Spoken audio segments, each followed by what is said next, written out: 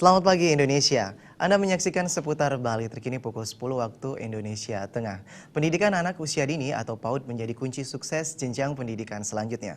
Untuk ibu guru PAUD tidak boleh melewati batas usia anak yang dapat berdampak pada kejenuhan anak yang berbuntut pada gagalnya anak menyelesaikan pendidikan atau drop out.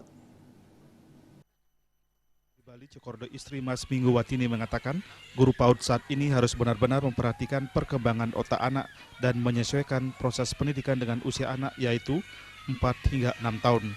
Bila guru memberikan pendidikan melewati batas tersebut, maka akan beresiko menimbulkan kejenuhan yang mengarah pada drop out di jenjang pendidikan yang lebih tinggi.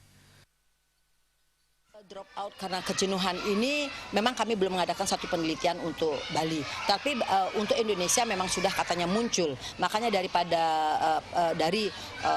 para ahli ataupun yang peduli terhadap anak, kepedulian terhadap anak itu yang sudah mengadakan satu penelitian atau melihat keadaan di lapangan. Kenapa anak kita malas datang ke sekolah karena sudah dia mengalami satu titik jenuh.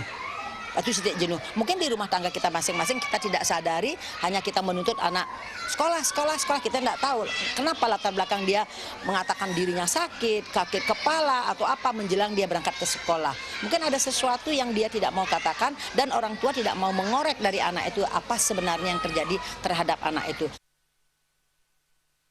Untuk itu, Cok Minggu Watini berharap para orang tua juga memahami kondisi ini dan tidak menuntut putra-putrinya untuk bisa membaca setelah tamat TK.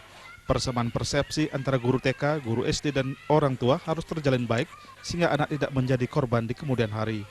Purnama dan Riasa, Bali TV. Pemirsa, demikian seputar Bali terkini kali ini. Nantikan informasi kami menarik dalam seputar Bali terkini 1 jam mendatang.